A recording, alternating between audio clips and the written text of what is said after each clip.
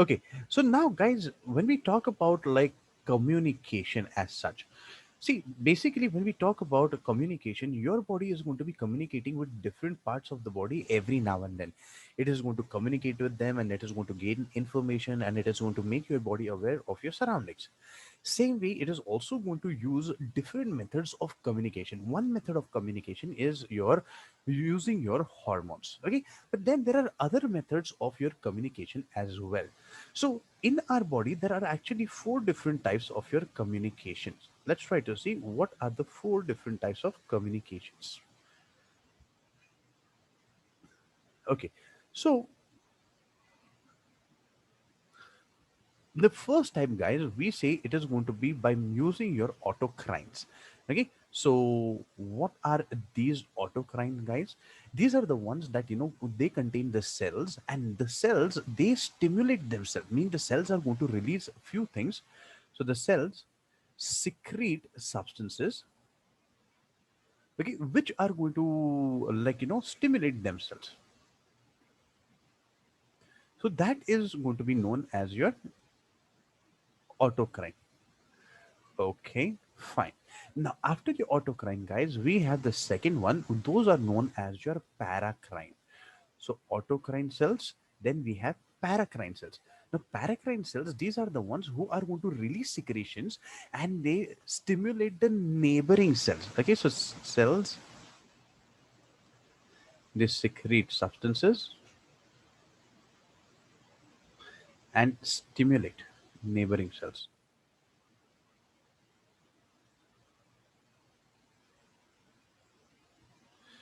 Okay, so that is going to be paracrine. Then the third one that we are going to see, guys, this is the one which we are going to be looking at in this chapter, and these are going to be your endocrine cells.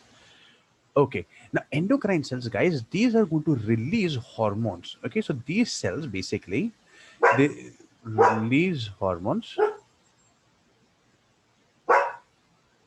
and now okay, and remember that these hormones basically they are not going to act on the neighboring cells, or they're not going to act on themselves, but they are going to act on distant cells. So the hormone is going to be produced at one part, at one part of your body, and it is going to act on another part of the body. Oh, that is what I'm wondering. Why is my pen not working properly? 1 minute, 1 minute. Because I haven't started with my driver only.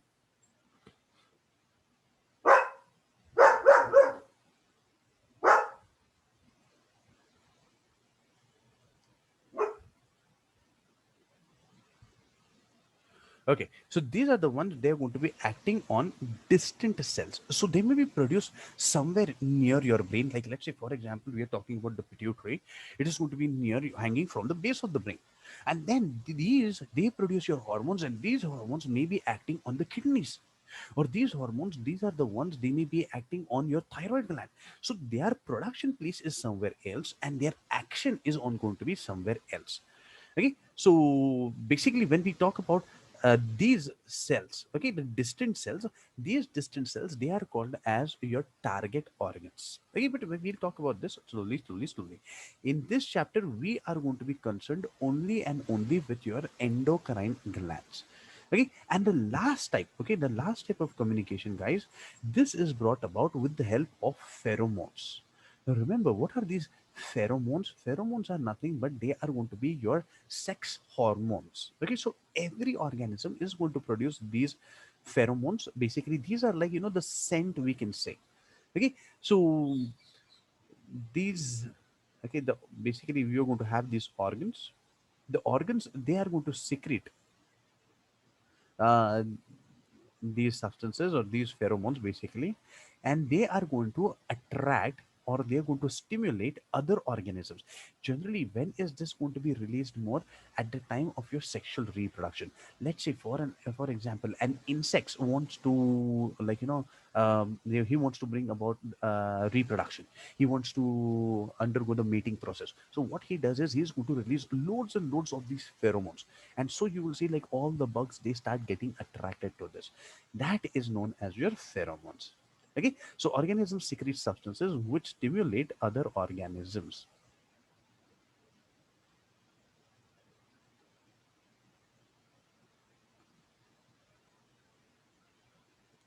Okay, so this is what we need to know with regards to all the different methods of your communication. Okay, but now, guys, when we talk about your hormonal, that is your endocrine system, we need to know what are the different types of glands, because see, there are going to be two types of glands in your body. One is your endocrine gland, one is your exocrine gland. So let's try to see how is when your gland going to be like, what are the different things out over there. Sir, what in endocrine, what have you written after the second row? Second arrow. Cell secrete substances. Okay, so now guys, when we talk about your glands, okay, so let's try to see how our glands are really going to be. So in our body, guys, there are two types of glands that you're going to come across. So let's try to see how are these. Okay, guys, please pay attention out over here. Okay, so now guys, one type of gland, how are you going to see? You are going to have that this gland, okay, so let's imagine this gland, it is going to be something of this sort. Okay. Okay, now this gland, basically you are going to see, like, for example, it is like your salivary gland. You're going to see that the gland is something like this, and then it is going to have a duct like this, like, wherever it has to open up. Let's say, for example, the salivary glands open up in the mouth. So you are going to see that they are going to show this tube like structure, or they are going to have this duct like structure associated with them. Now what happens, guys, you are going to see that this gland is going to produce its product. Now the product of these kinds of glands, okay, we call them as secretions. So you will see that these glands, they are going to produce their own secretion, and then they are going to release their secretion through the duct, and through the duct then it is going to open up wherever it actually is intended to, like this. So for example, if this is your salivary gland, the salivary glands produce saliva, and the saliva is going to be sent through this salivary duct, and it opens up into the mouth directly, like this. So these kinds of gland, guys, who are going to have this duct, a duct to carry their secretion, such kinds of gland, we call them as duct glands. Okay, these are known as duct glands. Or the other name for this, we also call them as your exocrine glands. So your duct glands or exocrine glands. Okay, because they are going to have this ducts. But now, guys, on the other side, okay, on the other side, we are going to have another set of glands. 1 minute. Okay. So on the other side, we are going to have another set of glands. So for example, let's say you have this gland. Okay, so let's imagine we have another set of glands, something like this. But now this gland does not have a duct at all. Okay, but now still, even if it does not have, it is still going to produce its own product. So let's say he is producing, but now he wants to deliver it. He wants to send it to the rest of the body. How is he going to send it? Now the situation is, guys, you will see that these kinds of ducts, these kinds of glands, they're always going to have huge amounts of your capillary network. So besides them, you will see this capillary network present every now and then. So the blood is always going to be somewhere nearby. What do these glands do, guys? These glands, they are directly going to pour their secretions into your bloodstream directly, without the help of any duct. And because they are pouring their secretions directly into the blood, and they do not have any kind of a gland, they not have any kind of a duct, we call them as your ductless glands. These are known as ductless glands, or we call them as endocrine glands.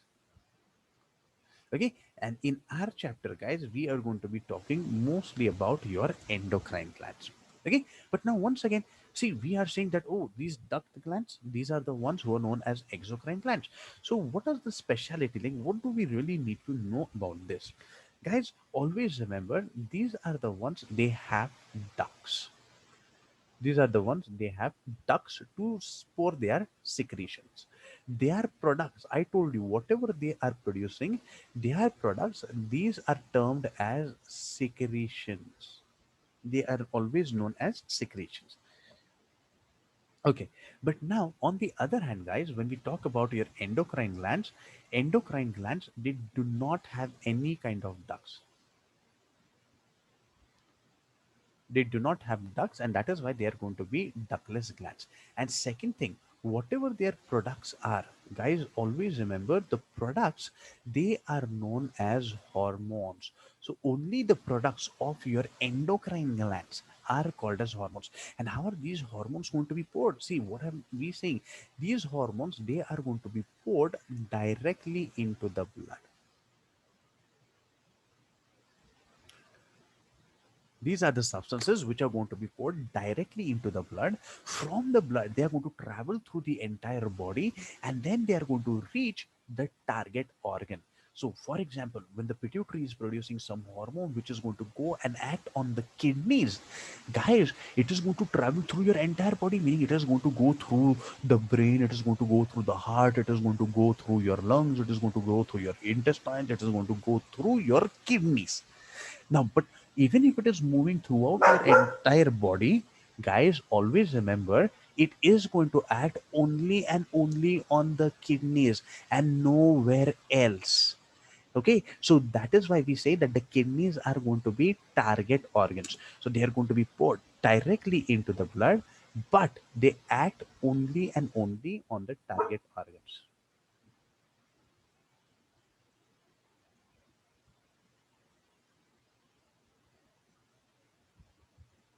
Okay, so this is what we really need to know about your difference between exocrine glands and your endocrine glands. Okay, so very important, guys, because in your board exams they generally ask you differentiation between the two. Okay, not for like 5 6 marks or like 4 marks or something, but just for like 2 marks. So 2 marks, like 4 points, this is going to be good enough.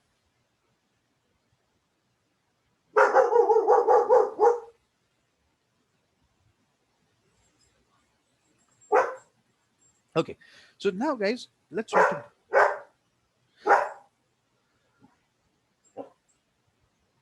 Okay, so now, because we have like spoken of like what is your.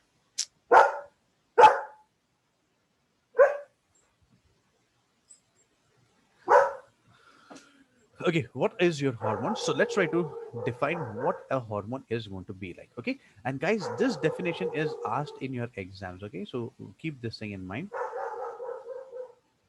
So what are hormones? Hormones are nothing but they are chemical messengers.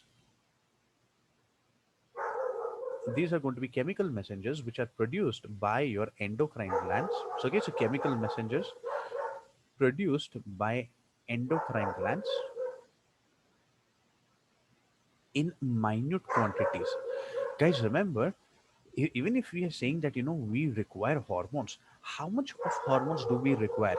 We are going to require just like one small drop, like the tip of a needle. Only that much of a hormone is going to be required to run your entire body properly. Okay, so always remember, we require them in absolute minute quantities. Okay, so they are going to be chemical messengers produced by endocrine glands, produced in minute quantities.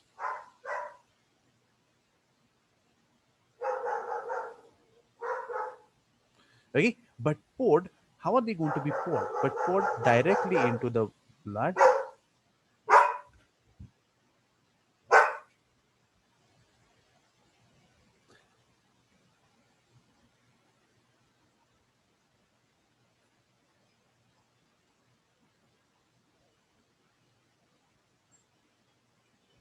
Poured directly into the blood, travel through the entire body, but affect only and only the target organs.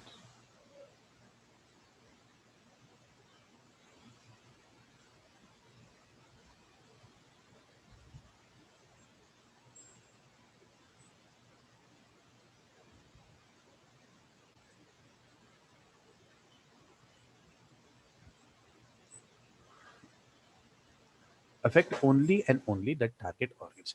Guys, this is your entire definition for your hormone. In your exams, guys, they will ask you, and especially what are they going to ask you? They are going to ask you what are target organs.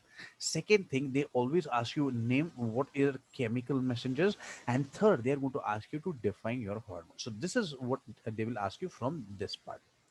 Okay, but now guys, see, when we talk about your hormones, okay, now what are these hormones really going to be like, what are the properties of this hormone, why is it going to be working in some specific manner, or why it is going to act on target organs, what exactly is going to happen out over there, and what are some of the properties.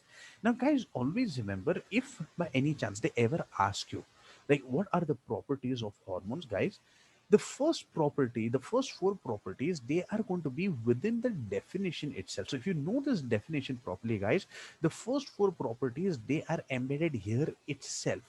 Okay, so let me just put it down. Okay, so you'll get an idea.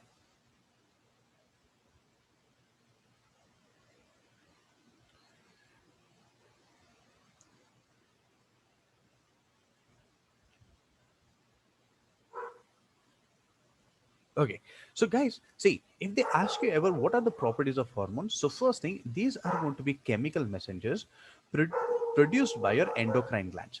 Second thing, in how much quantity are they going to be produced? They are going to be produced in minute quantities. But even if they are produced in minute quantities, guys, they are still going to be biologically active,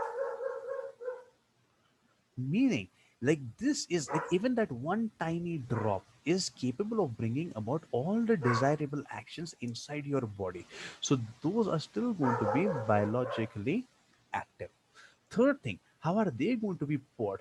They are going to be poured directly into the blood without the help of any kind of ducts.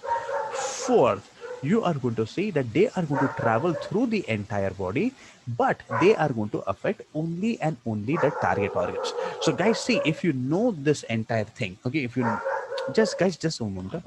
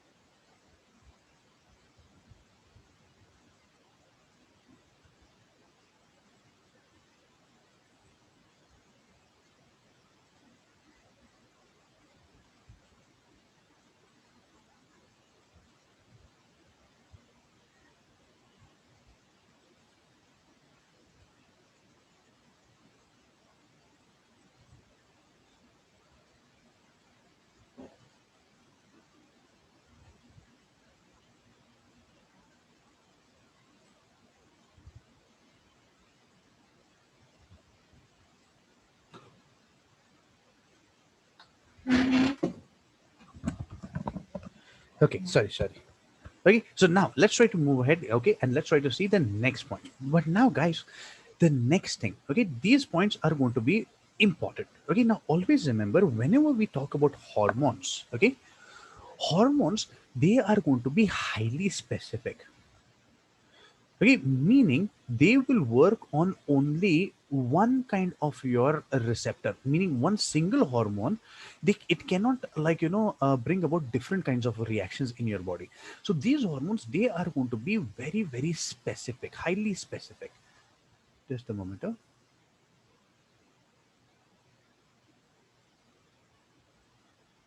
Sir, property of active on only target, selectively active, yes, you can call it as selectively active. Yes. They are chemical compounds. Yes, they are chemical messengers. So basically, chemical compound. Now, why do we call them messengers? Because whenever these, the hormones are released, they are going to carry some information with them.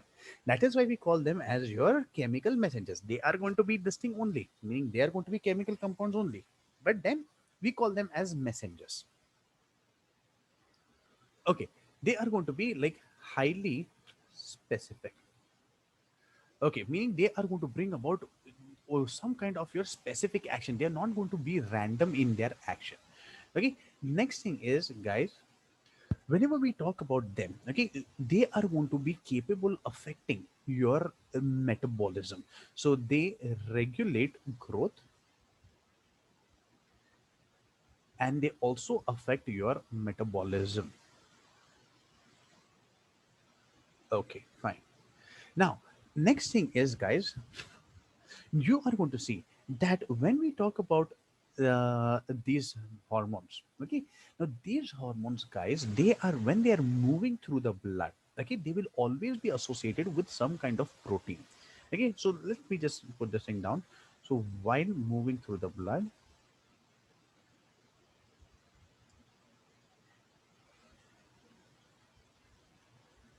they are associated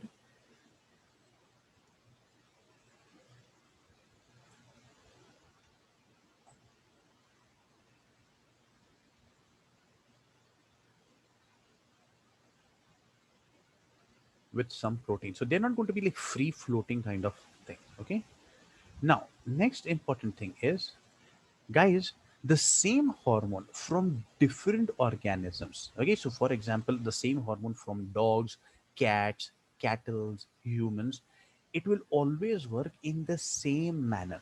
Okay, so the same hormone from different species or from different organisms, it works in the same manner.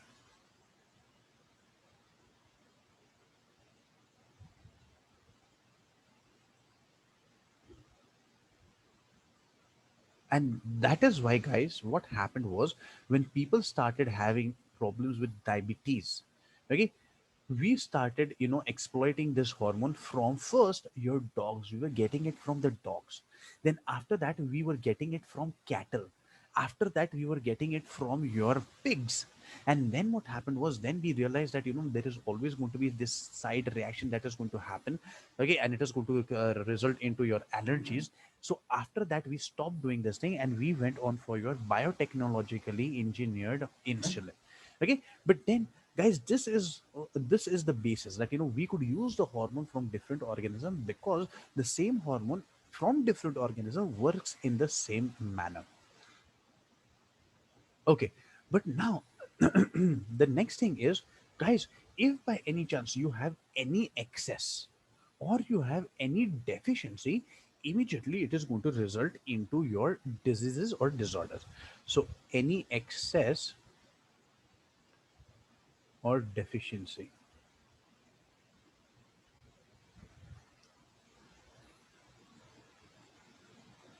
it leads to disorder or disease. Okay, but now the last thing, guys. Okay, the last thing is the most important one. Guys, we said they are going to be your chemical messengers. So basically, they are going to be chemical compounds. So what are they really going to be? So if we talk about their chemical nature, okay, so hormones chemical nature, this can be of six different types. Okay, their classes can be of six different types. So let's try to see what are these classes. Okay, so the first one, guys, we are going to call them as your amine hormones. Okay, so we have your amines. Okay, now in your amines, guys, what do we really mean? Like, amine meaning it is going to have the amino group kind of thing, that is the NH2 group kind of thing. Okay, but now who are we talking about in this case? Guys, we are talking about an entire class of catecholamines.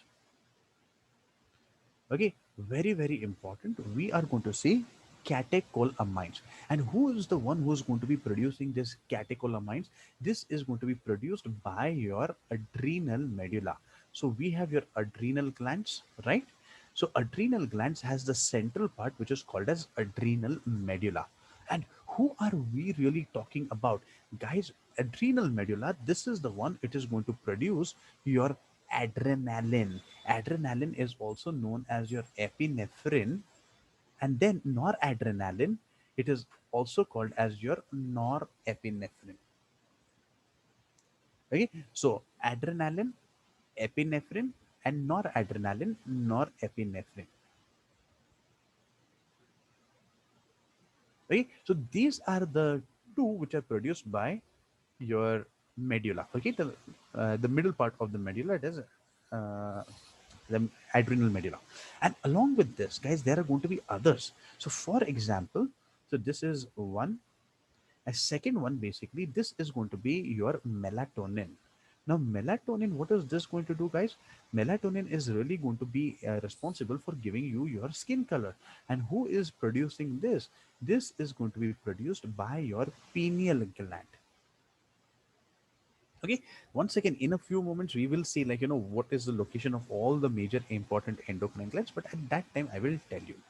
Okay, but then, guys, another variety is sometimes you are going to see that these hormones, they are going to be modified a little bit.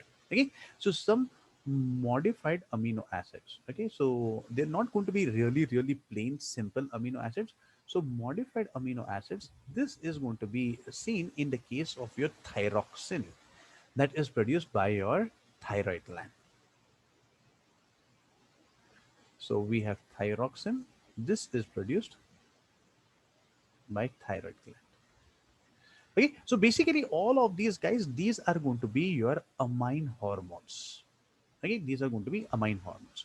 Okay, fine. Let's try to see, guys. Now the second variety. Now I'm going to see next one. Okay, one minute. There's one question out over here. Let me just see. Sir, isn't melatonin responsible for sleep? Yes, melatonin is responsible for your sleep and wake up pattern for your diurnal system as well. So it is, see, melatonin, it is also going to give you the melanin. Okay, so basically we have in your this thing hypothalamus, we have melanocyte stimulating hormone MSH, that is going to go and stimulate the melanocytes. The melanocytes are then going to produce your melatonin, and melatonin is going to give you your skin color. So that is another thing, and another job of this is also going to be to maintain your diurnal activities. Okay, but now, guys, after this, the second one that we are going to have, we have something that is called as your peptide hormones. Okay, so let's try to see what are your peptide hormones. Now, peptide means what, guys? These are the ones which are going to be made up of your proteins. Okay, so amines meaning it was only like, the major part was going to be the amino group. Here you're going to see, like, small proteins kind of thing. So what is this going to be? These are going to consist either long, they consist either long or short. Okay, short chains of amino acid, and that is why they are going to be peptides. Long or short chains of amino acids. And now, who are we really talking about, guys? We are talking about your ADH, that is antidiuretic hormone. Okay, we are talking about growth hormone. Okay, so antidiuretic hormone, we are going to have your growth hormone. We are talking about your oxytocin. We are talking about your insulin. Okay, so basically insulin, but then insulin is a little on the bigger side, so we'll consider it into the next category. Okay, in your lower standards, we have, like, two, three of the categories mixed together in the same peptide hormone. Okay, but then these now, especially who are these guys? These are the hormones like, ADH, growth hormone, oxytocin. These are nothing but they are going to be produced by your the pituitary gland. Okay, the posterior lobe of your pituitary. Okay, this ADH, posterior lobe of pituitary, oxytocin, posterior lobe of pituitary, growth hormone, anterior lobe of pituitary. Slowly, we will see how it is going to be. So we are going to have some of them by your pituitary glands. Okay, so some of them are posterior, some of them are anterior. Slowly, as we move ahead, we will understand in detail. Okay, then after that, guys, we are going to have the next one. Now, see, I told you peptide, these are going to be small chains basically. Then we are going to have proteins. Okay, that is your protein hormones. These are going to be like, really, really big chains of your proteins. So, who are we talking about? This is going to be your insulin glucagon produced by your pancreas. Okay, so insulin glucagon, then we have others like thyroid stimulating hormone, follicle stimulating hormone. These are going to be produced by your pituitary. Okay, once again, luteinizing hormone. Okay, then we are going to have your relaxin. Okay, so these are some of them, etc., etc., etc. Okay, so these are going to be your protein hormones. Okay, and then after that, guys, we are going to move on to the next one. Now, these they are going to consist of your fatty acids. So they have this fatty acid reserve inside of it. So we call them as fatty acid derivatives.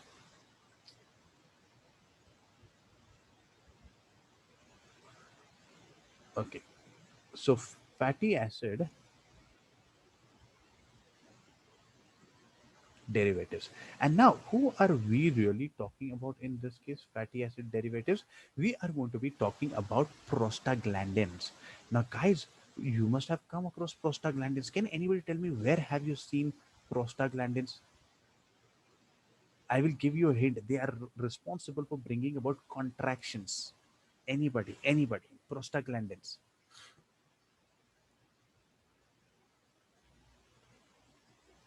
Yes, very nice. So, yeah, reproduction chapter, I know, but I am asking where exactly. Purnami has given me a right answer actually. So, prostaglandins, you're also going to come across in the case of your semen. And when the semen is going to be released inside the female vagina, now what? The sperms have to travel from the vagina to your fallopian tubes, right? And for that, they require help of the uterus because the uterus is also going to contract to enable them to move in that direction. Who is going to bring about that contraction of the uterus? So in your semen, guys, there is going to be your prostaglandins, and those prostaglandins, they bring about the contraction. So that way. Okay, so those are your prostaglandins. Okay, fine. After your prostaglandins, guys, now we are going to have the most important category, and these are your steroid hormones. Okay, now these steroid hormones, guys, these are a little on the deadlier side. Why? Because if it is naturally produced in your body, it is fine. But if you start taking artificially, then it is going to be a trouble. Okay, because then your body is going to show you some weird reactions and all, and it becomes like dependent on these steroids. Sometimes you are going to have really, really bad side effects. Okay, so how are these? Basically, these are the ones, they are going to be always obtained from your cholesterol, or we say they are derived from cholesterol. Okay, and now who are we really talking about? Guys, we are talking about testosterone. We have testosterone. In your females, we have your estrogen. In your females, again, you are going to have progesterone. Okay, so all these are nothing but your steroid hormones. Okay, along with this, if you look at the others, guys, you can also come across, we have something like aldosterone from your kidneys. Okay, so if you remember, we talked about this RAS system, right? So in that also we had talked about this aldosterone. So basically we have aldosterone, etc., etc., etc. But remember, guys, these steroid hormones, these are a little on the deadlier side. Okay, because they are going to have like long lasting effects. Okay, and finally, guys, after this, we are going to have the last type, which are going to be your gas hormones. Okay, now very, very rare, but we will see this thing. Like for example, we have your nitric oxide. Okay, this is like a gas hormone. Can any one of you give me a gas hormone in plants? There is only one gas hormone in plant, guys. Anybody? Very nice. Very nice. Shravani has given me the right answer. Parnavi has also given me the right answer. What is that, guys? That is nothing but your ethylene. Ethylene is the one which is going to help you in your ripening of your fruits, ripening of your products. Okay, so that is ethylene.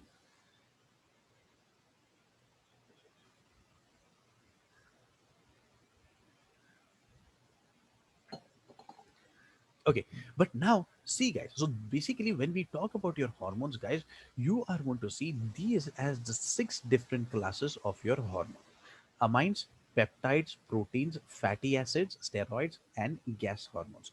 Just have a look at this, guys. Just see if you're okay. Then we'll move ahead with the major endocrine glands of the body.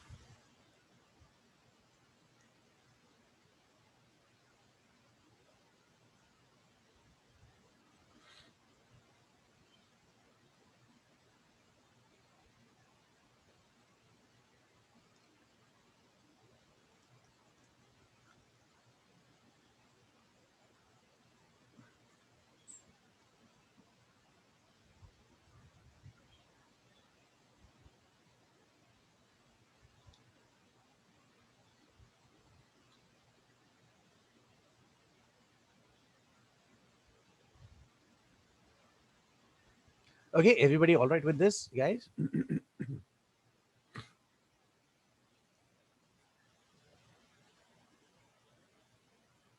Okay, chalo. So let's try to move ahead and let's try to see the next part, guys. Okay, now the next thing that we need to know is before we move ahead with your in any of the hormones, first we need to know, what exactly are the major endocrine glands of the body. Where are we really going to see them? What is the location? And then slowly, slowly, we are going to study each and every one in detail. Okay, a few of them they are in exact detail. Some of them we just need to know a little bit of them. Okay, so once again, let's imagine, guys, we have a person who is going to be facing sideways. Okay, so let's imagine something of this sort.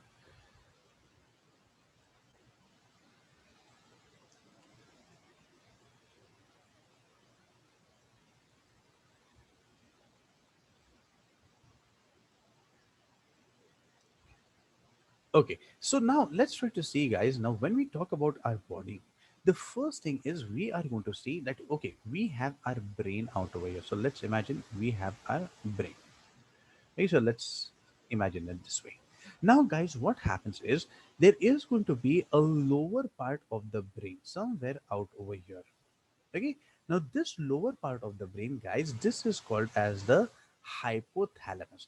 When we do your nervous coordination, I'll tell you exactly where it is, how it is, and what is really going to happen out over there. So, guys, this is going to be your hypothalamus. Okay, fine.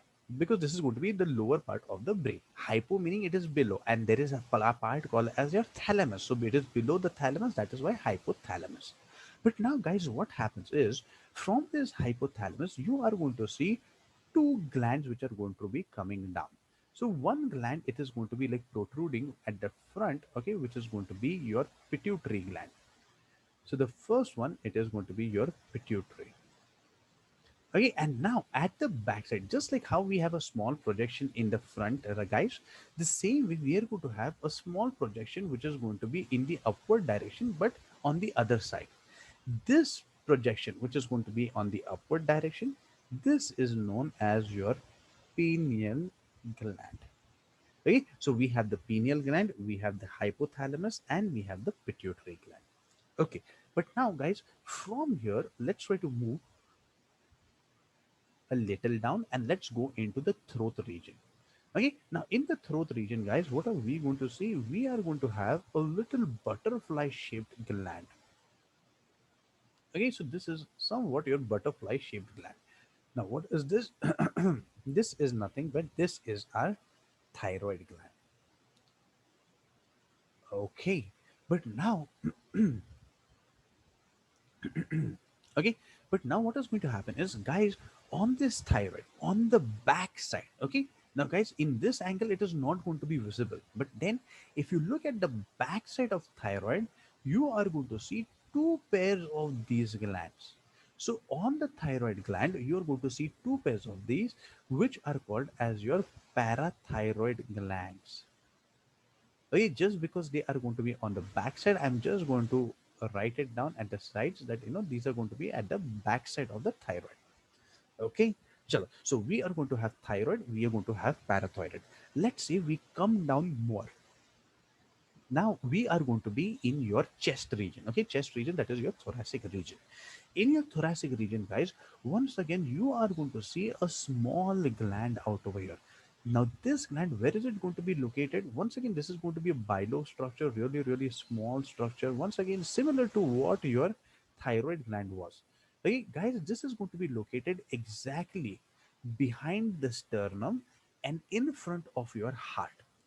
Behind the sternum, in front of the heart. What is this? This is known as thymus. Now, guys, this thymus, this is the one which is going to be like, very, very important, because this is going to help in the differentiation of your WBCs. Okay, so the lymphocytes, and depending upon that, we are going to have your beta lymphocytes, that is your B lymphocytes, and your T lymphocytes. The ones who are going to mature in the bone marrow and the ones which mature in the thymus. Depending on that, B lymphocytes and T lymphocytes. Okay,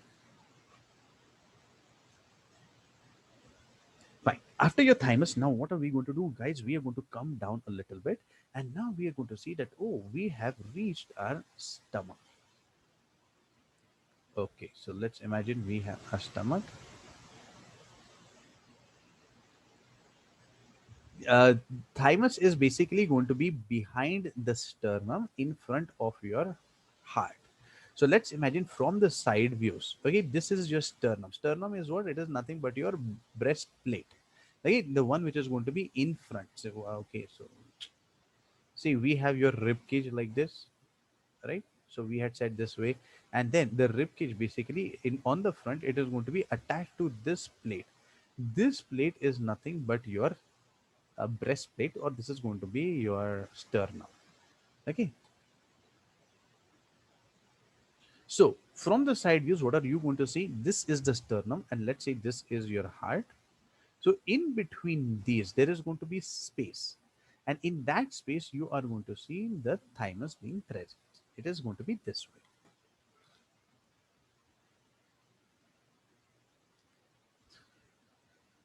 Okay, so guys, now we are going to meet the stomach, and from the stomach, you are going to give rise to your intestines. Okay, so let's say the intestine is something of this sort. Now, I'm not separating the large intestine and the small intestine, I'm just showing them as one single intestine because we're not concerned with large and small for the time being. Okay, so let's say this way. But guys, now what are we going to see? You are going to see that this stomach. Now, generally, we have never considered stomach as your endocrine gland. But remember, guys, stomach mucosa also acts as an endocrine gland, and it starts producing its own hormones. Okay, and those hormones are going to stimulate production of different kinds of your digestive juices and all. Okay, so we have your stomach mucosa. Stomach mucosa means what? Mucosa is mucus lining. Just like we have stomach mucosa, guys, we are also going to have intestinal mucosa.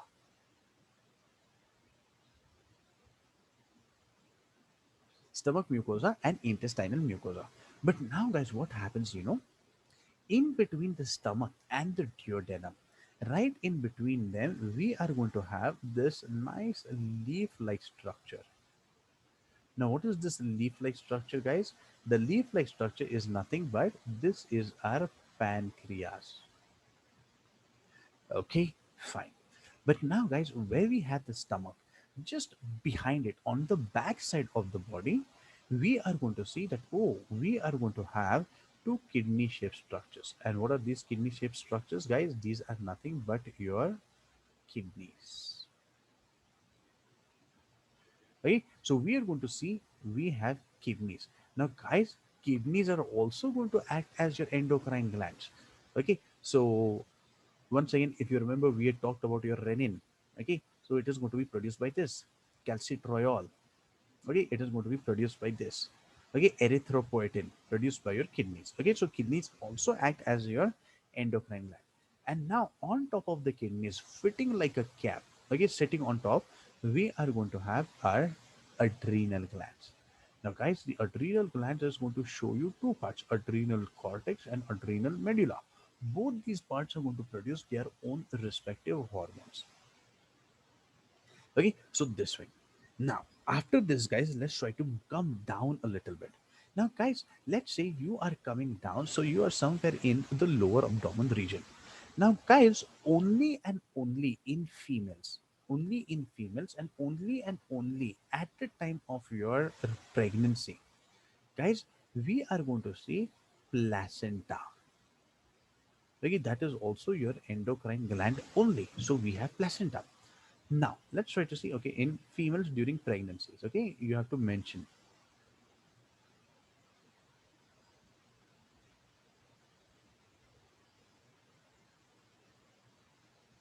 Okay, now what is going to happen is, guys, as you come down into your lower abdomen only somewhere, you are going to see that, oh, we are going to have these two nice ovoid bodies in the case of females. Now, what are these two ovoid bodies? These are nothing but your ovaries. Guys, once again, when you write ovaries, you have to mention it is females. And then, guys, after this, we are going to come down a little bit. We are in between the two legs, and in between the two legs, guys, you're going to see a pouch of skin in males who is going to have the testes. So like this. So you are going to see ovaries in males, and finally, to finish it off, we are going to have testes in the case of your males. Remember, all these are going to be your major endocrine glands of your body. Okay with this thing? So guys, just have a look, just see if you are okay. Then we'll move ahead with the next part. And we have to start talking about all of these slowly, slowly, slowly.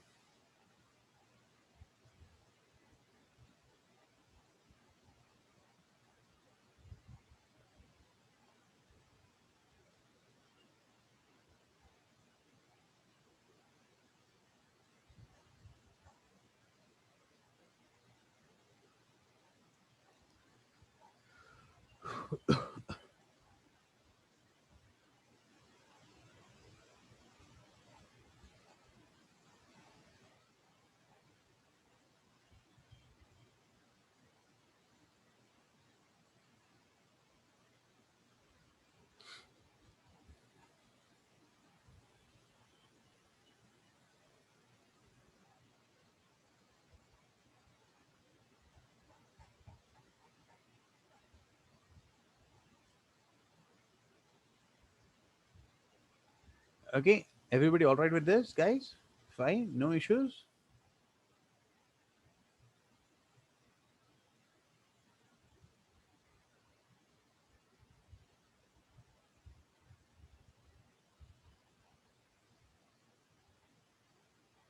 Okay, so now, guys, the next thing that we're going to talk about, okay, so we will talk about the first one, that is going to be your pancreas. Okay, so we'll start off with the simple one, then we'll slowly slowly move towards the difficult ones. Now, if you go and look into your textbook, guys, first they have talked about your entire pituitary. Okay, we will do it pituitary, but we'll do it a little later, because it is a little like complicated once you have to, like, get into the groove of it. Okay, so that is why we'll do it a little later. First, we'll talk about your this thing. We'll talk about your pancreas. Okay, and let's try to see how is this pancreas going to be, what really happens out over there. Really, really simple stuff, guys. Okay, sure. So first of all, when we talk about the pancreas, I just now told you that this pancreas, where is this located? It is going to be located in between the stomach and the duodenum. Okay, some part from here, it is like, directly from your 11th standard, guys, in your digestive system, we had spoken of your pancreas. Okay, so some part of it is exactly the same.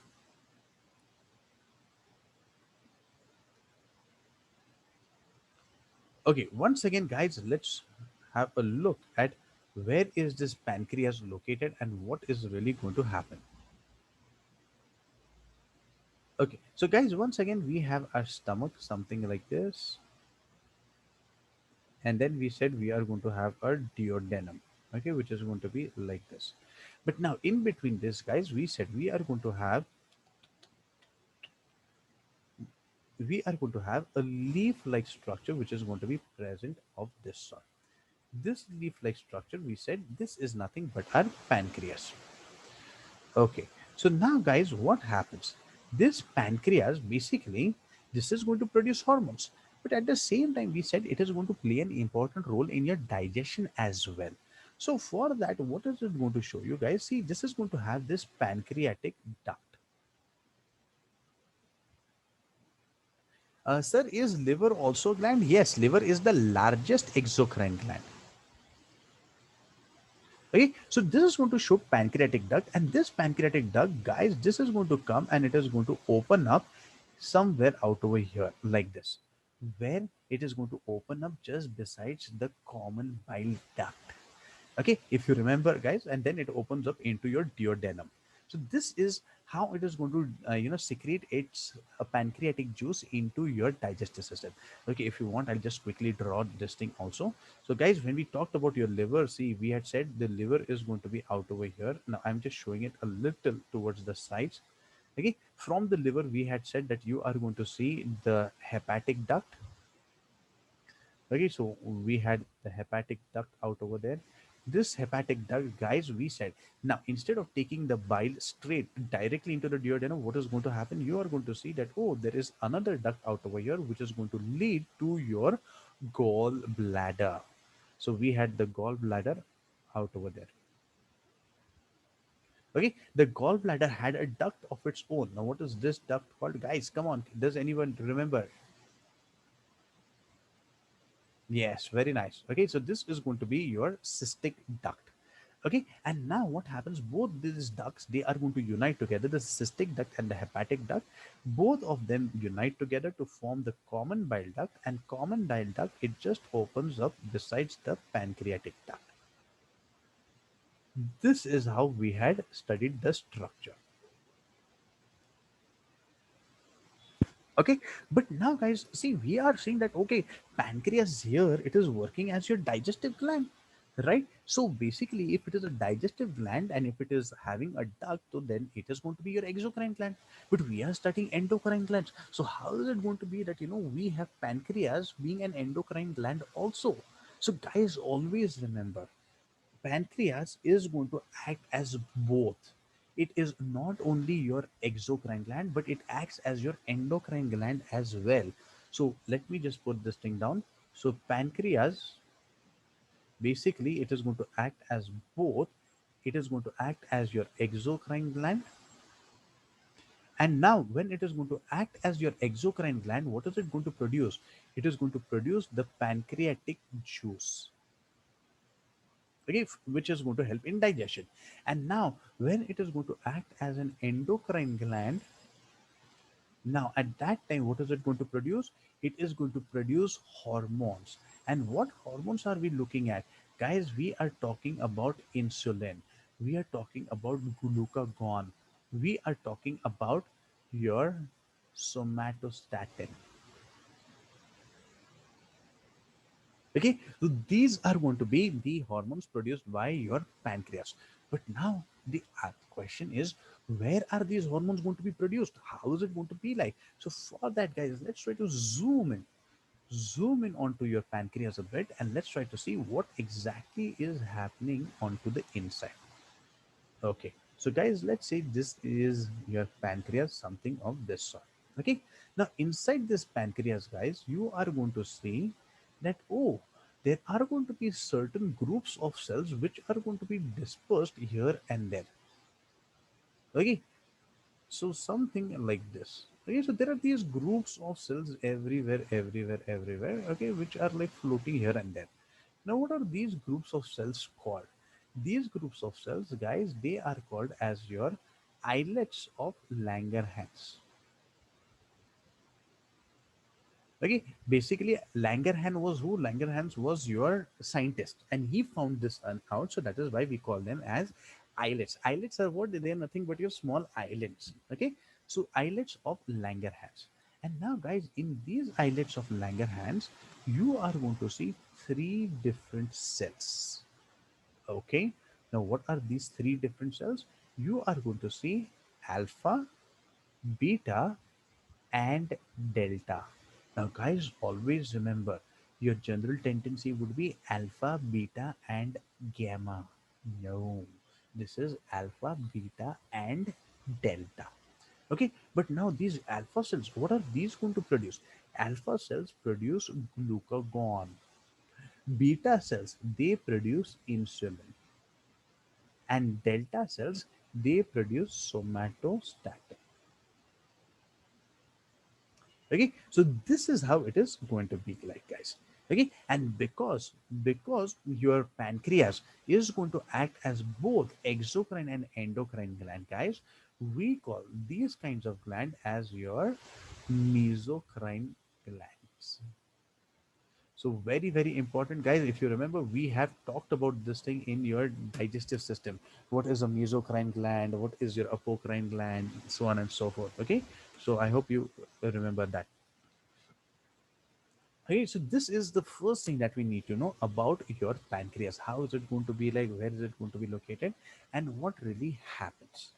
Okay, but now, guys, always remember, because we said this pancreas is going to be your mesocrine glands, we said it is going to be dual in function, exocrine as well as endocrine.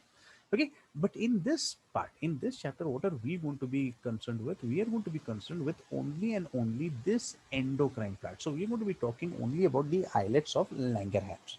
Okay, okay, fine. So now, guys, we have just said that, oh, islets of Langerhans, they are going to produce these three hormones. Alpha is going to produce glucagon, is going to produce insulin, delta is going to produce somatostatin. But what are these hormones exactly going to do? So, guys, this glucagon, okay, now always remember, call this thing as glucag on. Glucag on means glucose on. So, guys, if this is glucag on, you are going to see that this increases the blood glucose levels. It increases blood glucose levels. But now when we talk about insulin, guys, insulin is going to work exactly opposite to that of your glucagon. So here you are going to see insulin decreases blood glucose levels. Okay, and then what is the job of somatostatin? Guys, somatostatin is the one which is going to help you to maintain a balance between the two, glucagon and insulin. Okay, so this is the one which maintains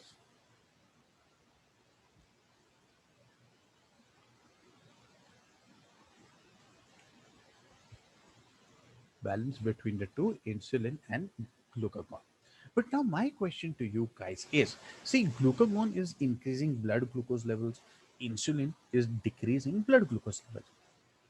So my question to you is, guys, out of the two, who do you think is going to be more beneficial for your body? Is it going to be insulin or is it going to be glucagon? What do you think?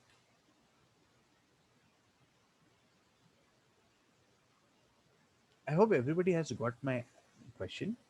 My question is, out of these two, somatostatin, forget about it for the time being.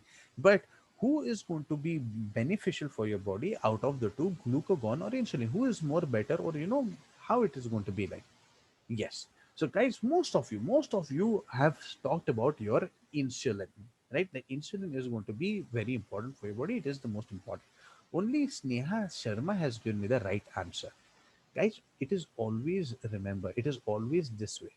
See, whenever we have two hormones which are going to be working opposite to one another, we require both of them equally to maintain a balance. Because see what happens when the glucagon levels are increasing, at that time insulin levels will be down. When insulin levels are increasing, glucagon levels will be down. Both of them, they are going to work hand in hand together to maintain the blood glucose levels. So it would be wrong on my part to say that only insulin is going to be beneficial or only your glucagon is beneficial. No, it is going to be both.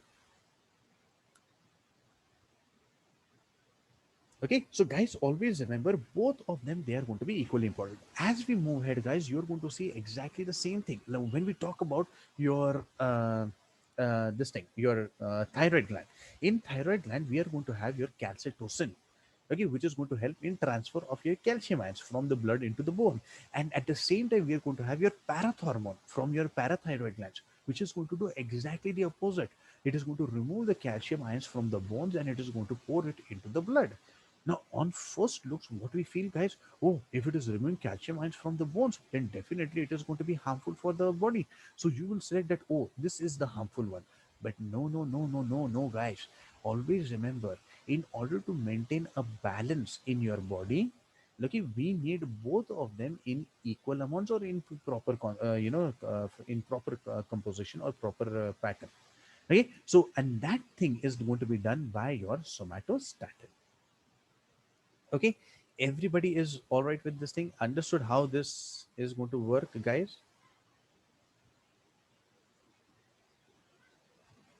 Just have a look, everyone.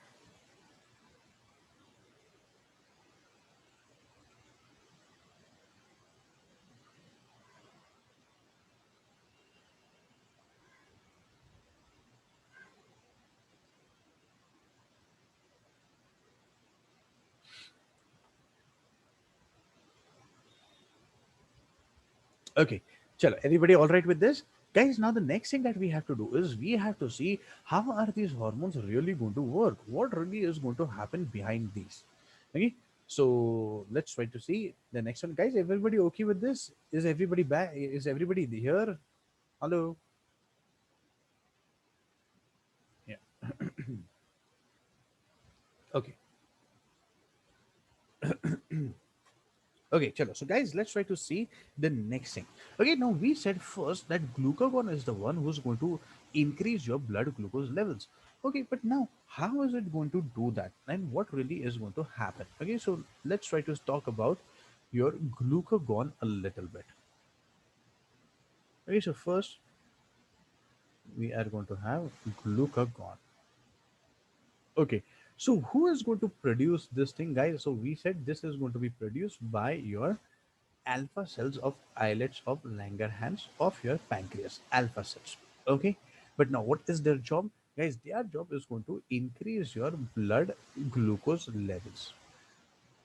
Okay, this is also we have said, but now the question arises: how is it going to increase your blood glucose levels? Like, what really is going to happen? Fine. See, guys, first thing is because this is going to increase the blood glucose. Okay, blood glucose levels.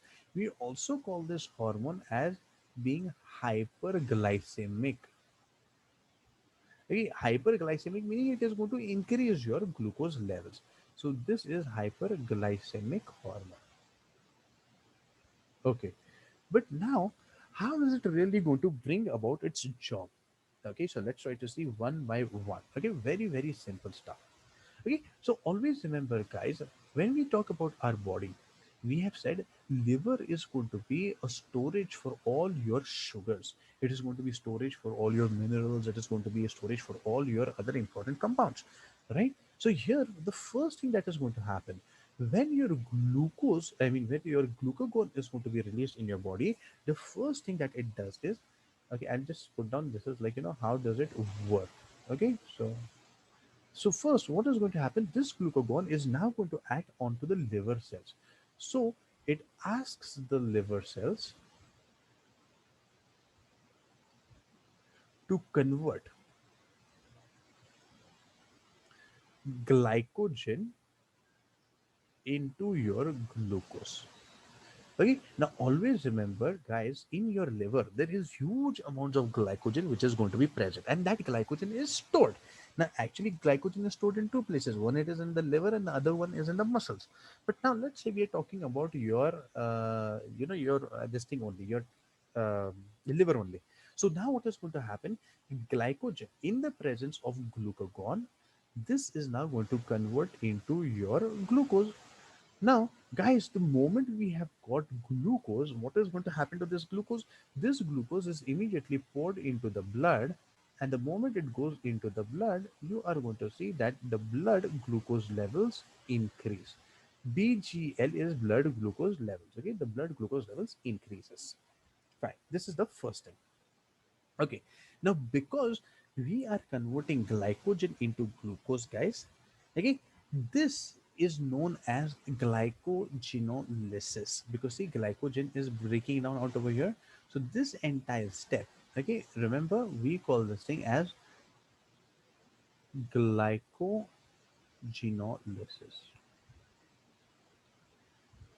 Okay, fine. Now the next thing, guys, the next we are going to see is that this is the one which is going to help in the formation of glucose. It is going to direct the other cells of the body to help in the formation of glucose. Okay, and what is this process called, guys? This process is called as gluconeogenesis. Gluco meaning glucose, neo meaning new birth or new something. Okay, so gluconeogenesis. Genesis is formation or production. So glucose formation or glucose production. Gluconeogenesis. Okay, and the third thing, guys, what it is going to do, see, you are having excess amounts of sugar in your body. Okay, so and the sugar is like, not coming down. What is your body going to do? Ultimately it is going to, tell your body that now, okay, you start absorbing this thing basically. You start absorbing more amounts of glucose. If you start absorbing more amounts of glucose and use it for respiration, you are going to deplete the amount of your glucose into the bloodstream. So the third thing that it is going to do is it asks the body cells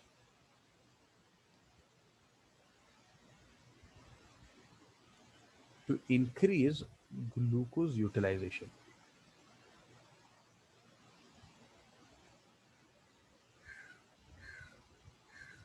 Okay, that's it. These are the three ways in which your glucagon is going to work. Okay, and by this it is going to reduce, it is going to increase your blood glucose. This thing. Sorry, 1 minute. 1 minute. So here it is, instead of glucose utilization. Sorry, this is for your this thing, your insulin. So this is, it's going to ask the body cell to increase your glucose production, okay, by other means, and it is also going to ask them to basically reduce your glucose consumption. Reduce glucose consumption, then only your glucose levels are going to increase. Okay, so this way, so this is what is going to happen in the case of your glucagon, and exactly opposite is going to happen in the case of your insulin, guys. So let's try to see the next thing. How is insulin going to work? Like, what is happening at the time of insulin? So guys, first of all, who is going to produce this thing? This is going to be produced by your beta cells of islets of Langerhans. What is the job? The job is to decrease your blood glucose levels. Okay, but now once again, guys, how is it really going to bring about? See, another thing, once again, because this is decreasing your blood glucose levels, we also call this thing as hypoglycemic. Okay, fine. And now how is it going to work? It is going to work in a few following ways. First of all, see, guys, let's have a comparison. Okay, we said in your liver, glucagon is going to ask the glycogen to be converted into glucose. Now here in this, your body is having huge amounts of glucose already, and insulin is going to help to bring down the blood glucose levels. So what is this going to do? This is going to ask the liver cells, it asks the liver cells to convert, okay, whatever excess glucose that is there. Okay, this is unwanted glucose, excess glucose, whatever that is there, this is now going to be converted in the presence of your insulin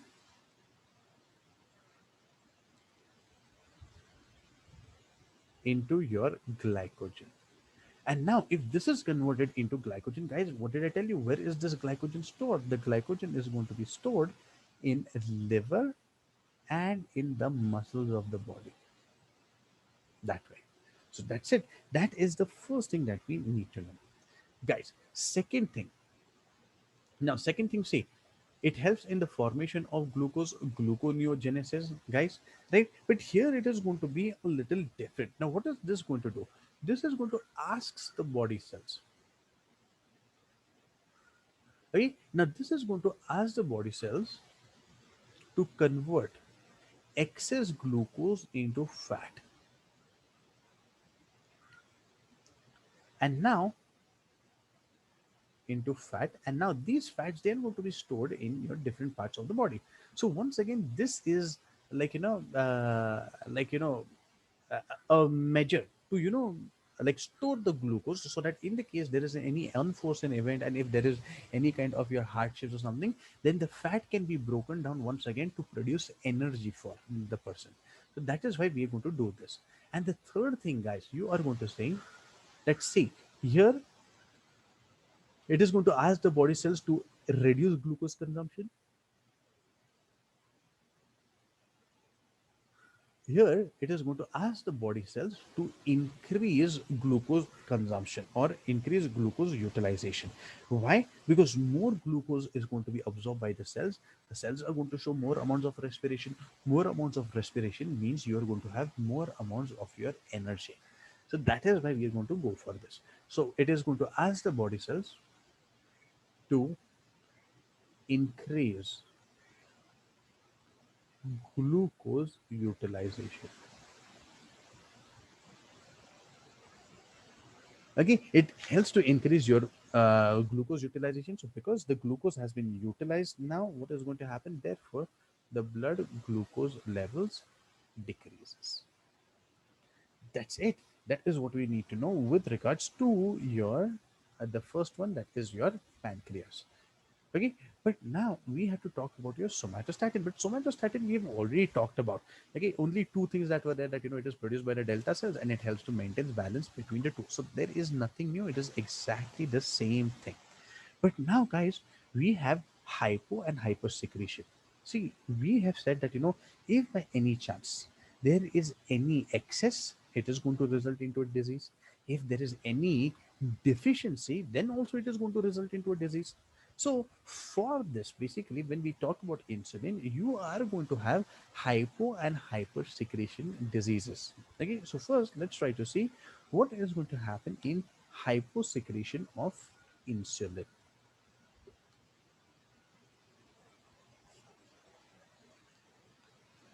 Yes, yes, yes. Okay.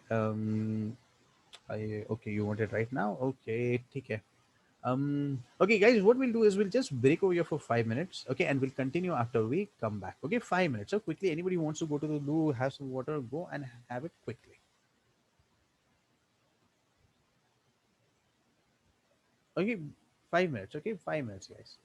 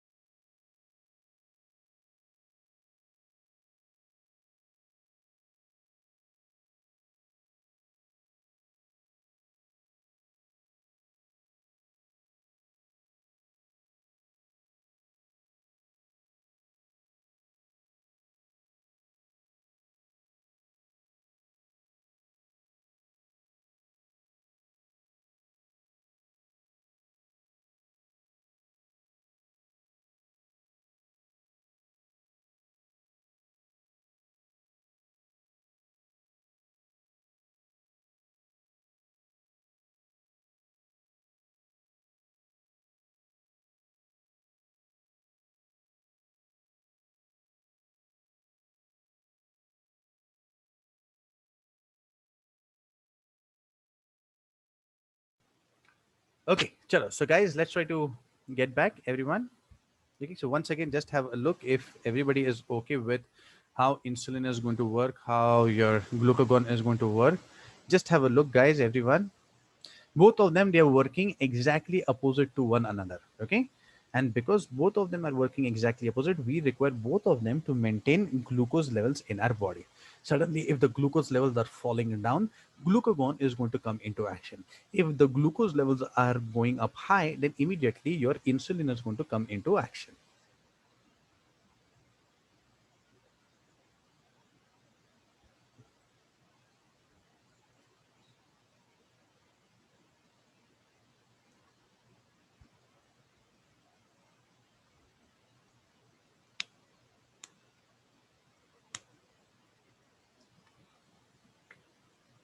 Okay, chalo. So guys, let's move ahead.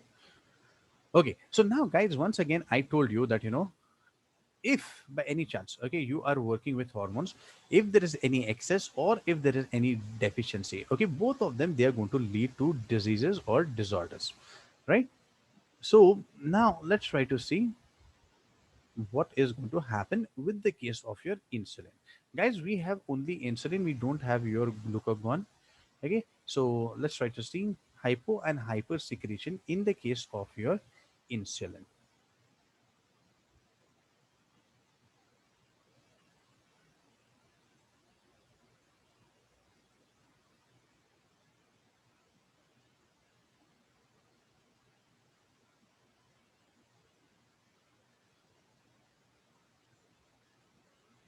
Okay, so now guys, let's try to see the first thing. See, let's imagine there is hyposecretion of insulin.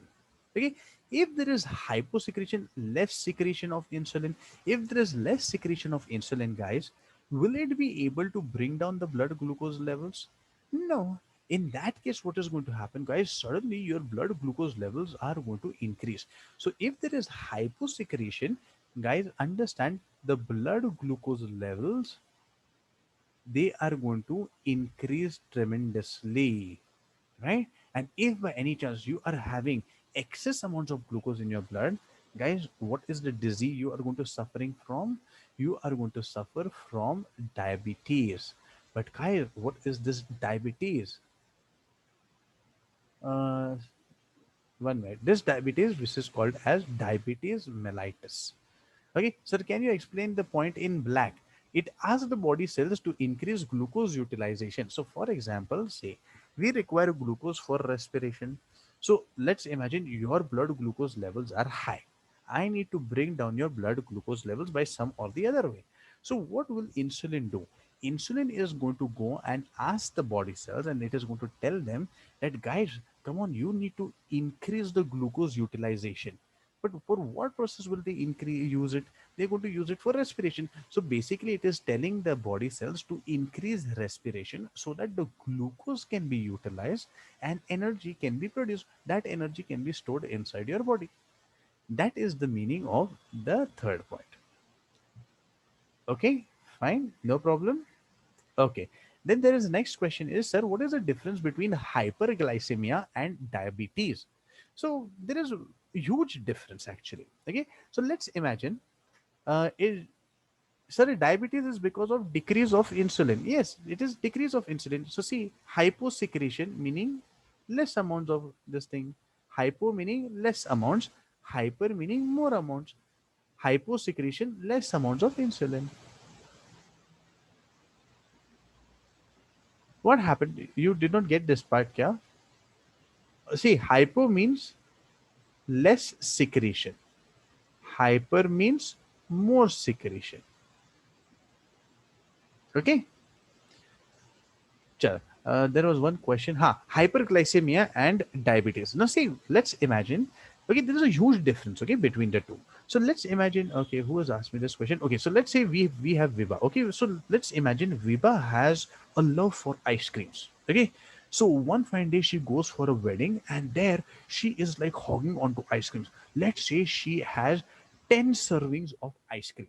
Okay, because whenever we go to the weddings and all, we do the exact same thing, right? So let's say she has suddenly had 10 servings of that ice cream. Okay, and plus along with that, during her food she has had gulab jamun, she had jalebi, she had a rabdi and faluda. Okay, so all that is already had. Now guys, just imagine, suddenly you are going to see that in her body there is an excess amounts of glucose reaching into her system, right? Now where is all that glucose going to go? It is going to be absorbed into your blood. So for a little bit of a moment you're going to see that her blood glucose levels are going to increase. When her glucose levels are increasing momentarily, then we call it as hyperglycemia. Okay, now that is not going to remain throughout your entire life, but if hyperglycemia remains throughout your entire life, then it is going to result into diabetes. So hyperglycemia is a condition. It can be for small amounts, it can be for large amounts. If it is for small amounts, then it is nothing. It is going to be reverted immediately. So we don't have to worry about it. But if you continue to have hyperglycemia, more glucose levels into the blood over a period of 6 months, 7 months, then immediately that is an indication that you are suffering from diabetes. Okay, Viva, all right with this?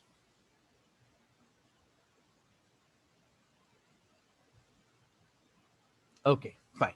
Chalo. Okay, but now let's try to see. So, guys, in your hyposecretion, you are going to have increased blood levels. Why? Because now the insulin is not sufficient to bring down your glucose, right? So, you are going to suffer from diabetes mellitus. And, guys, what is this mellitus?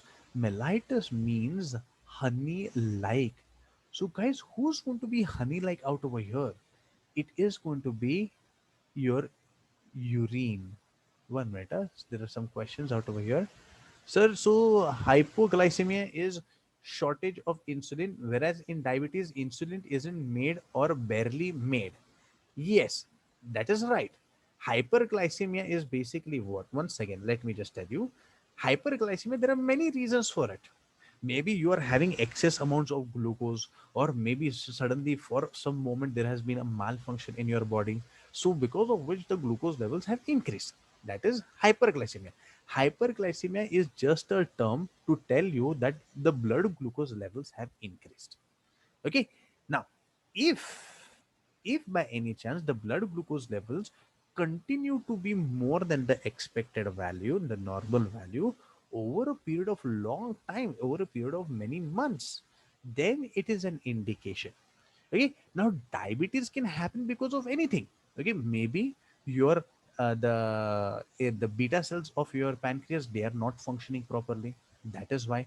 Maybe the gene for your insulin is non-functional, then you're going to have congenital diabetes. So that is also going to be there. So there are many reasons for that. Okay, so, but hyperglycemia and hypoglycemia, they tell you about the glucose levels in the blood. Next question is, so if glucagon increases, hence we say sugar level increases. Also because of insulin decreasing, and then you take external, 1 minute, 1 minute, I'll have to read this again. So if glucagon increases, hence we say sugar level increases. Also because of insulin decreasing, and then you take external insulin. Prachi, can you frame this thing properly? I am not able to understand what you are trying to say.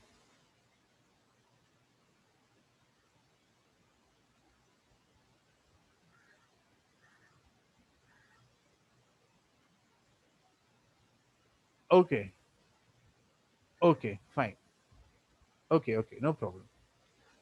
Also, it can be genetically transferred hyposecretion just like diabetes. Yes, we have congenital diabetes, na?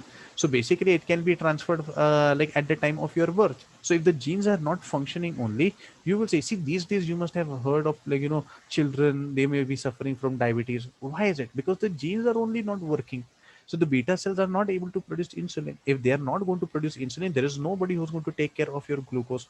Immediately, blood glucose levels are going to rise, and you are going to suffer from diabetes. It is this way.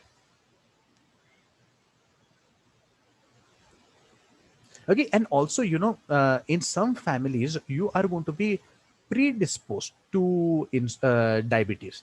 So what happens is, guys, some of you may have heard that that diabetes runs in your family. Like, your grandparents were also suffering, your parents are also suffering, and now it is your time to suffer, right? So basically, it runs in the family. Sometimes some of the genes, they are already predisposed, okay, to this thing. So that is why. Anyways, chalo, let's get back. So guys, here what is going to happen is your urine is going to be honey like. Okay, urine. Okay, just keep this thing in mind. Urine. Now, guys, you know what really happened? How was the discovery of diabetes mellitus made? Guys, there was a time, okay, when the scientists were like, urinating onto the outside. Okay, so what happened was there was this scientist who was like, urinating on the road. Okay, and all his other colleagues also used to urinate on the road. Let's imagine. Okay, now everybody had their spots. Like, he will urinate only at this point, other one will urinate at that point. So they had their spots. Now what happened was one fine day when he was urinating, guys, he observed that, you know, there were some ants which were being attracted to some particular urine only. And now they were not being attracted to his urine. Immediately he thought that, oh my god, what is it there that is present in his urine that is not present in my urine, that I cannot attract ants? Immediately he started working on finding out what was the problem out over there. And then he came to know that, oh, it was because of excessive sugar coming out in the urine. And then it led to the discovery of diabetes mellitus. That is how diabetes mellitus was discovered. Okay, anyways, so guys, here in diabetes mellitus, urine is going to be completely honey-like. So let's see some of the symptoms, guys. Okay, let's try some of the symptoms. So, like I said, first you are going to see increased blood glucose levels. Now, because the blood glucose levels are high, see, if more amount of glucose is present in the body, you need to remove that glucose. So you are going to see more glucose in the urine. So urine has high amounts of glucose. Okay, now guys, if you are going to have high amount of glucose in the urine, so let's imagine you have your urinary bladder, let's say like this. Okay, let's say this is your urinary bladder. Okay, now inside the urinary bladder, guys, you are going to have huge amounts of sugar. Okay, this is going to have huge amounts of sugar. So guys, always remember this balance. Okay, so this is like a balance. Okay, just imagine tarazu, like, what we say. At one side you are going to have water, and the other side you are going to have solute. Okay, now what happens out over here? See, if the water level increases, the solute level decreases. Okay, and vice versa. So you are going to see, if the water level increases, solute level decreases. And second thing, if this, the water level decreases, the solute level increases. Okay, so guys, just have a look out over here. So here you are going to have high glucose in the urine, right? So high glucose, glucose is your solute. Solute can be your salts, sugars, any kind of your compound, right? So here, if it is going to have high amounts of glucose, can I say, guys, this is going to have low amounts of water? So this has low concentration of water. Okay, because it has high glucose, you will see low water, right? But outside the entire body, guys, you are going to have good amounts of water in the blood. But now what happens? Outside the urinary bladder, you are going to have high concentration of your water. And here inside, it is going to be low concentration of water. Guys, where is water going to move from where to where? Water will always move from high concentration to low concentration. And now, because of this, all the water is now going to start flowing into your urinary bladder. Now, if all the water is coming into the urinary bladder, guys, what are you going to experience? Immediately, you are going to see frequent urination. Because of this, you are going to have frequent urination. But now, guys, if you are having frequent urination, immediately you are going to feel thirsty. So next thing is thirst. So you're going to feel thirsty. Okay, now guys, once again, if you are thirsty, you're going to drink water. But if you drink water, once again, you're going to go to the loo. Once again you are going to feel thirsty, once again you're going to want to drink water, once again you drink water, you are going to go to the loo, and this cycle keeps on repeating over and over and over again. So guys, if this thing is going to continue again and again, again and again, is it really going to make you strong? No, this is going to make you really, really weak. Okay, so this is going to result into weakness. And finally, there is one more indication, guys. One more indication that when you check your urine is going to show ketosis. Ketosis is what? We have some ketone bodies. Those ketone bodies, they are going to come up into your urine. Okay, so into your urine, into your blood, basically. So the ketone bodies, they are going to be found in your blood, and then it may also come out into your urine as well. Okay. But now, guys, you know what? See, some of the people, they are going to take this diabetes in a very light manner. They are not going to follow the proper regime. They're not going to have diet, strict diets and all. They will have, like, loads and loads of sugar as well. But guys, if for any reason you do not take care of diabetes mellitus, you are, like, ignoring it, what will happen slowly is this is going to lead to glaucoma. So untreated, if it is untreated, it leads to glaucoma. And glaucoma is what? Glaucoma is nothing but blindness. So it is glaucoma, that is nothing but blindness. Slowly you're going to lose the vision from both the eyes.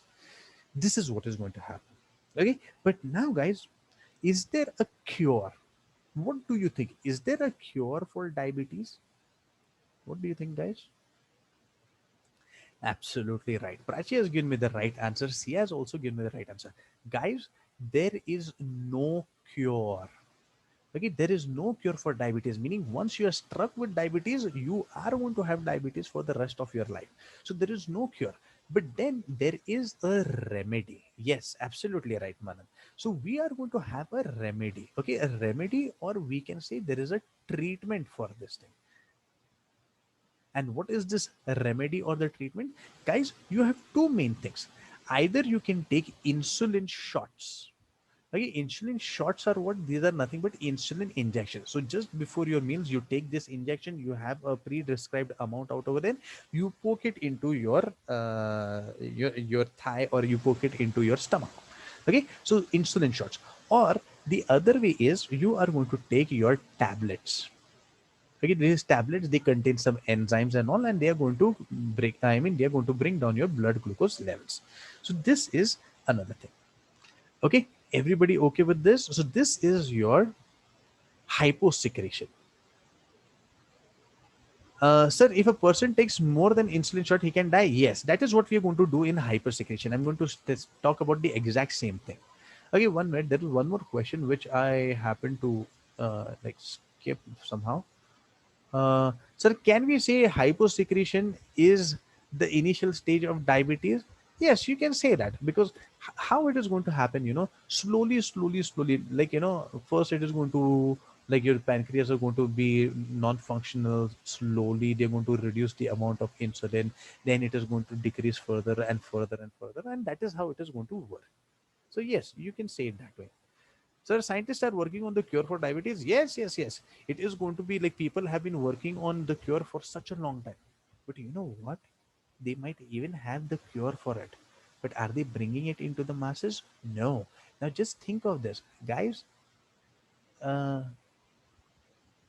you know, just think of this. These pharma companies, they are like giants. Okay? Their aim is not to cure you. Okay? Understand this thing absolutely clearly. Their aim is not to cure you. Their aim is to make you their regular customers. Okay, so even if they have a cure for diabetes mellitus, guys, do you think they are going to bring it into the market so that, oh, you take it once and you are going to be like, record for the rest of your life, and then you don't come and buy their medicines? No, they're not going to do that. So rather than that, they will say that, oh, keep on taking our medicines lifelong. It is going to be beneficial for them. Guys, this is a very cruel world.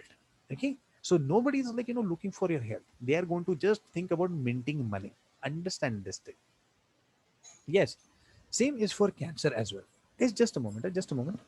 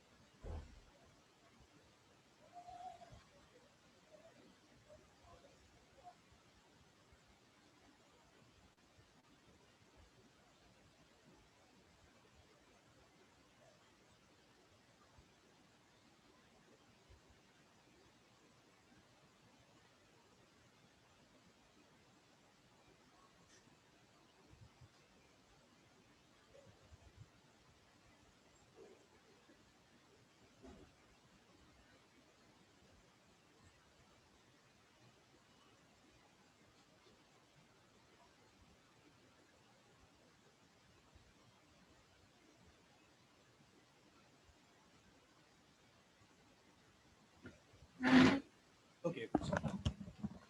Okay. So, okay.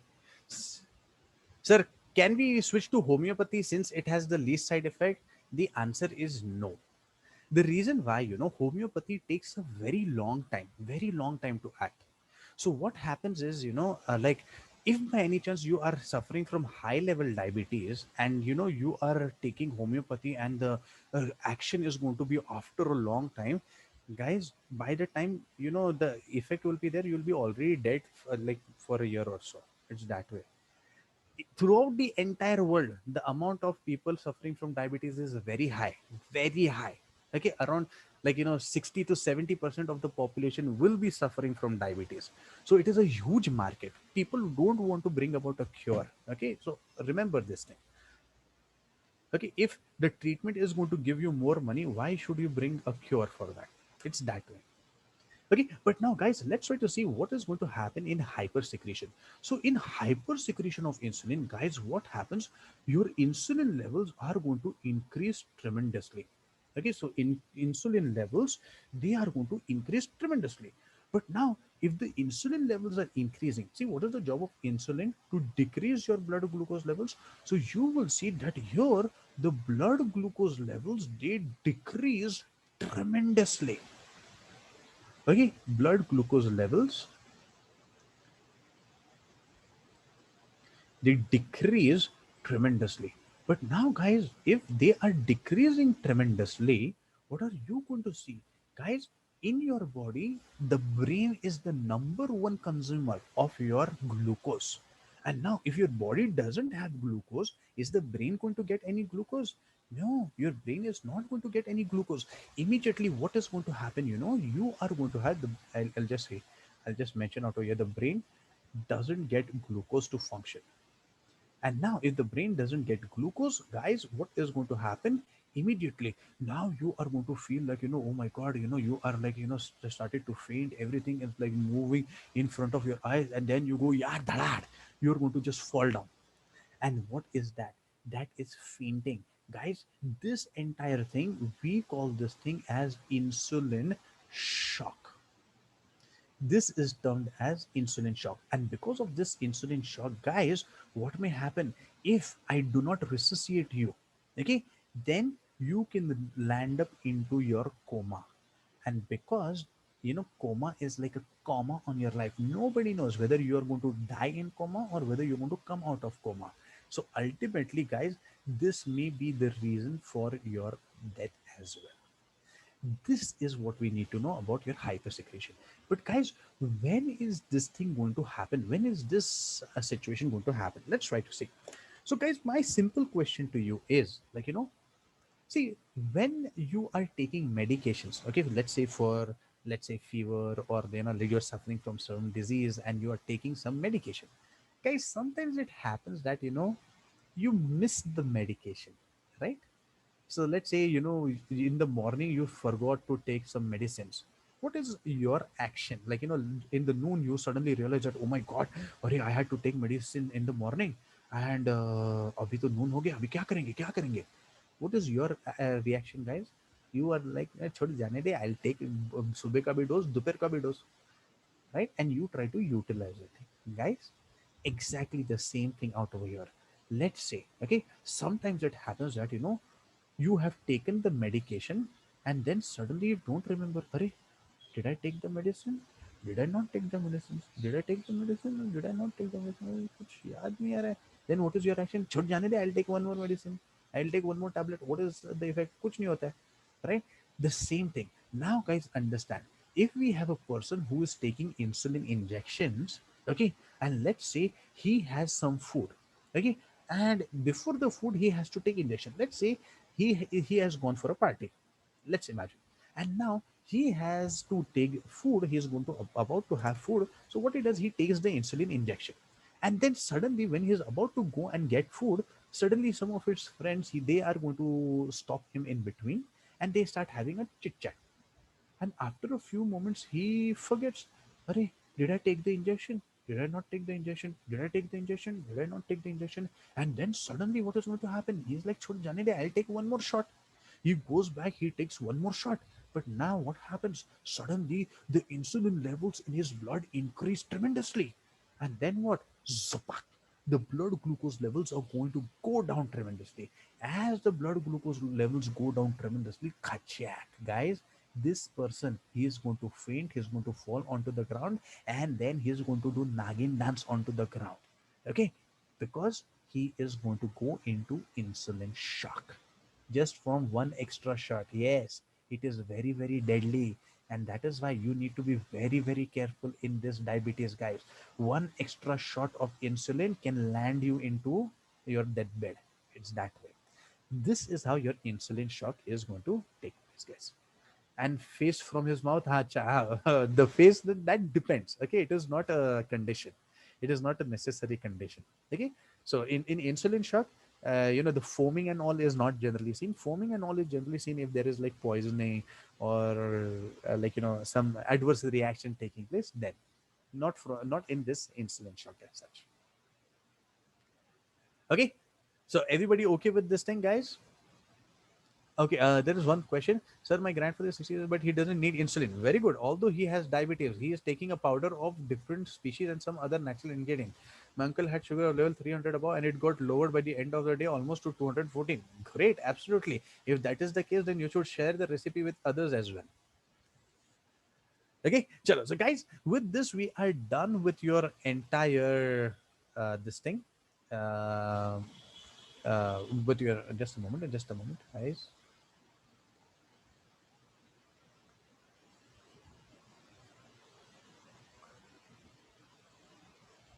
Okay, so guys, with this, we are actually done with your entire pancreas. But now the thing is, we still have one more diagram, okay, which is going to interlink your insulin with your glucagon. But that diagram, we will see it in the next class, guys. Okay, and in the next class, we're going to move ahead with the other ones, that is your thyroid gland. Then we have to talk about your adrenal glands, and finally, we'll move on to your pituitary. Okay, pituitary is a little on the bigger side, but then uh, if we done in the proper manner, guys, it will it will be really, really easy for you. So if someone is having a sugar level of 238 and is not taking medications properly and having more sugared foods, then what will happen? He is he is inviting that to him. So 238 is very high amounts. Okay, so you should immediately be a little cautious. Can we give a startup to insulin in our body, and then the body can be back to normal? Can't we? No, it doesn't. Because once your cells, the beta cells of pancreas, they have stopped functioning, they have stopped functioning for sure. So this is what we are trying to do. We are trying to do some stem cell theory, stem cell experiments, where we take some stem cells and we are trying to plant them into your pancreas, so that now they start mimicking the beta cells and they will start producing your insulin. So that is what we are doing, but still we haven't really got that. Sir, for that you should have a proper diet also. Yes, you should have a proper diet. Excessive sugary foods and all is going to predispose you to diabetes. Okay, chalo. So guys, once again, we'll stop over here for the day, and I'll see you in the next class. Till then, take care. Bye bye, everybody. Bye bye. Bye bye.